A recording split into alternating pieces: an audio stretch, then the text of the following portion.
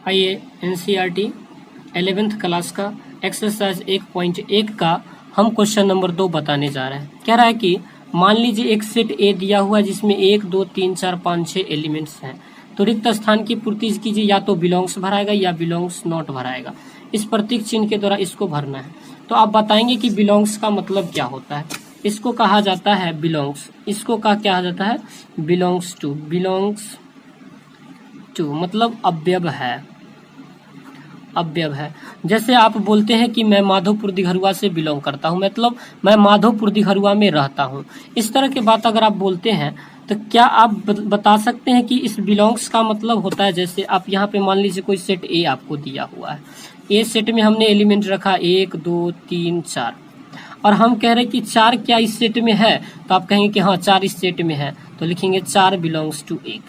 मतलब जो सेट्स में है उसको हम कह रहे हैं कि इस सेट से 4 बिलोंग कर रहा है। हाँ, ये कभी भी में आप नहीं लिख सकते कि ए बिलोंग्स टू 4, ये बहुत लिखना गलत हो जाएगा। आप लिख सकते हैं 4 बिलोंग्स टू 1। क्या 5 बिलोंग्स कर रहा है 1 से, तो आप कहेंगे सर 5 इसमें नहीं है। 5 इसमें है क्या, तो नहीं, तो कहेंगे कि बिलोंग्स नॉट, मतलब इससे बिलोंग नहीं कर रहा है। और जैसे मैं आपको पूछूं कि 3 बिलोंग्स कर रहा है क्या ए से, तो आप कहेंगे कि बिल्कुल सर बिलोंग्स कर रहा है। तो उसी तरह से आपको बताना है कि ये जो सेट दिया हुआ 1 2 3 4 5 और 6, इसमें क्या 5 बिलोंग्स कर रहा है, तो देखेंगे कि सर यहाँ पर 5 तो है, तो यहाँ पे लगाएंगे बिलोंग्स का साइन। यहाँ पे किसका साइन लगाएंगे, बिलोंग्स का साइन लगाएंगे। और दूसरी बात देखिएगा, ये क्या 8 इसमें बिलोंग कर रहा है, तो कहेंगे कि सर 8 तो इसमें है ही नहीं, 1 है 2 है 3 है 4 है 5 है और 6 है, लेकिन 8 क्या है, तो बोलेंगे कि बिलोंग्स नॉट, मतलब बिलोंग्स को काट देंगे। क्या 0 इससे बिलोंग कर रहा है, तो देखेंगे 0 है क्या, 1 है 2 है 3 है 4 है 5 है और 6 है। सर 0 इसमें है ही नहीं, तो 0 जब नहीं है तो क्या इसमें बिलोंग्स होगा, तो लिखेंगे नहीं, बिलोंग्स नॉट हो जाएगा। क्या 4 इससे बिलोंग कर रहा है, तो 1 है 2 है 3 है 4 है। हाँ सर 4 इससे आ रहा है, तो 4 जब इससे आ रहा है तो इसमें आएगा बिलोंग्स का साइन। मतलब जो चीज इसमें है उसी को कहते बिलोंग्स।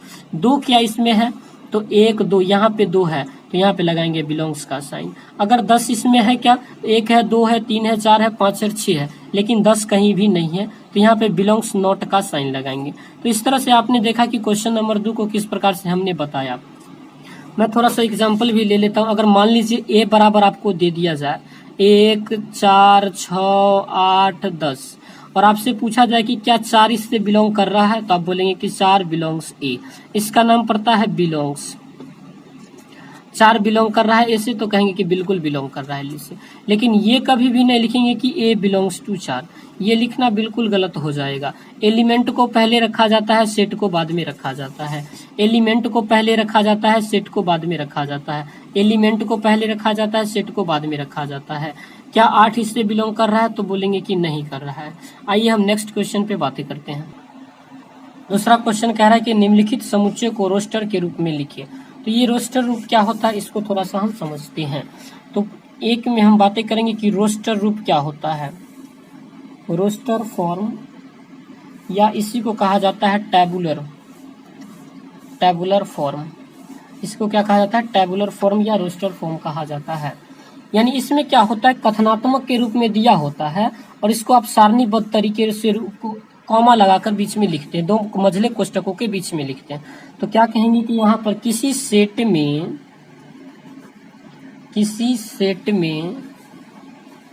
जितने भी एलिमेंट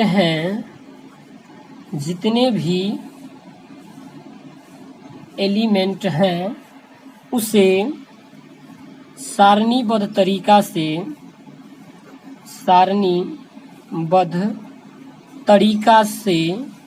2 मंझले कोष्टकों के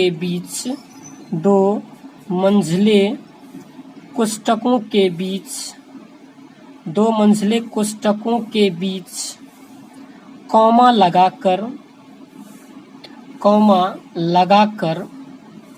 लिखा जाता है, तब इस प्रकार जो सेट प्राप्त होती है,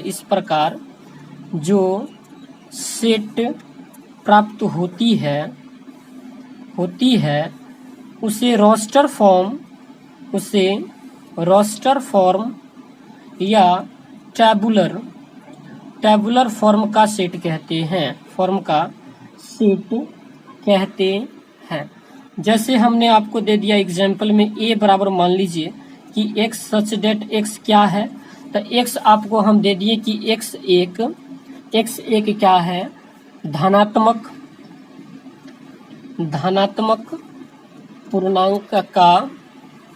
पूर्णांक का समूह है, धनात्मक पूर्णांक का क्या है, समूह है। तो a बराबर आप क्या लिखेंगे, x के जगह पे आप क्या लिखेंगे, धनात्मक पूर्णांक लिखेंगे। तो धनात्मक पूर्णांक 1 होता है, 2 होता है, 3 होता है, 4 होता है, 5 होता है, डॉट डॉट बहुत सारा होता है। तो इसे दो मझले कोष्टकों के बीच हमने कॉमा लगाकर कैसे लिख दिया, इसी चीज को कहा जाता है टेबुलर मेथड या रोस्टर फॉर्म का सेट कहा जाता है। इसे टेबुलर मेथड या रोस्टर फॉर्म का क्या कहा जाता है, सेट कहा जाता है। यानी कोई कथन आपको दिया रहेगा, उस कथन को आप इस तरीके के वे में आपको स्पष्ट करना पड़ता है। यहाँ पे क्या दिया हुआ, इन चीजों को देखिएगा। कह रहा है कि x क्या, जहाँ x एक पूर्णांक है लेकिन -3 से वो बड़ा होना चाहिए और 7 से क्या होना चाहिए, छोटा। -3 और x अगर ऐसे दे दिया तो x के तरफ मुंह खुला हुआ है, मतलब -3 से बड़ा होना चाहिए। अगर इसी में हम ऐसे कर दे तो 7 से क्या होना चाहिए, छोटा होना चाहिए। तो -3 से बड़ा जो होता है पूर्णांक क्या होता है, तो -3 से जो बड़ा पूर्णांक होता है वो -2 होता है। -3 से जो बड़ा पूर्णांक -2 होता है, -1 होता है और 0 होता है। कतई आप ये नहीं सोचिएगा कि -4 होता है, ये गलत हो जाएगा, क्योंकि माइनस में चलने पर -4 जो होता है वो छोटी वैल्यू आ जाती है। तो यहाँ पर 0 हो जाता है, 1 हो सकता है, 2 हो सकता है, 3 यानी 7 से छोटा, 3 हो सकता है, 4 हो सकता है, 5 हो सकता है, 6 हो सकता है, क्या 7 हो सकता है, नहीं। तो 7 से छोटा लेना, इक्वल लगल रहता तभी तो यहाँ पे हम 7 ले लेते, लेकिन यहाँ पे तो इक्वल है ही नहीं। तो सिर्फ इसको हम दो मझले कोष्टकों के बीच क्या करेंगे, बंद कर देंगे और ये आपका हो जाएगा रोस्टेड फॉर्म हो जाएगा। क्या हो जाएगा, रोस्टेड फॉर्म हो जाएगा। आइए नेक्स्ट क्वेश्चंस का हम बातें करते हैं। कह रहा है कि x संख्या 6 से कम एक प्राकृत संख्या है। संख्या कैसा लेना है, प्राकृत लेना है, लेकिन किससे कम लेना है, तो 6 से कम लेना है। तो भाई साहब 6 से कम कौन कौन सी प्राकृत संख्या हो सकती है, 1 हो सकता है, 2 हो सकता है, 3 हो सकता है, 4 हो सकता है, 5। 6 ले सकते क्या, नहीं ले सकते, क्योंकि 6 से कम की बातें कर रहा है। तो बी के रूप में क्या क्या ले सकते हैं, 1 ले सकते, 2 ले सकते, 3 ले सकते, 4 ले सकते, 5। क्या -5 ले सकते हैं, 6 से तो कम है, लेकिन ये प्राकृत है, लेकिन ये प्राकृत है क्या, नहीं, तो इसको हम नहीं ले सकते हैं। तो इसमें देखिएगा दूसरा क्या कह रहा है कि x सच डेट x 2 अंकों की एक संख्या है, प्राकृत संख्या जिसके अंकों का योगफल कितना है, 8। 2 अंकों की एक संख्या है जिसके अंकों का योगफल कितना होना चाहिए, 8 होना चाहिए। मान लीजिए एक संख्या हम लेते हैं 17, तो 1 और 7 को जब जोड़ेंगे तो कितना हो जाएगा, प्लस करेंगे तो 8 हो जाएगा। मान लीजिए 2 और 26 ले लेते हैं, तो 2 और 6 को जोड़ेंगे तो कितना हो जाएगा, 8 हो जाना है। तो 2 अंक का वैसी संख्या लेना है जिसके अंकों का योगफल कितना होना चाहिए, 8 होना चाहिए। तो सबसे पहले हम कॉम्बिनेशन 1 के साथ बनाते हैं। तो कॉम्बिनेशन बनेगा 1 और 7, 17, यानी 1 और 7 को जोड़ दिया जाएगा तो 8 बन जाएगा। क्या कह रहा है कि 2 अंकों की एक संख्या, इसमें 2 अंक है, एक संख्या है, ऐसी संख्या जिनके योगफल कितना होना चाहिए, अंक का योगफल 8 होना चाहिए। क्या दूसरा हम 2 और 6 ले सकते हैं, 2 और 6 26, 2 और 6 का योगफल कितना होता है, 8 होता है, ये 26 भी ले सकते हैं। तीसरा 3 और 5 यानी 35, 3 और 5 35, 2 अंकों की एक प्राकृत संख्या है और दोनों का योगफल कितना होता है, 8 होता है।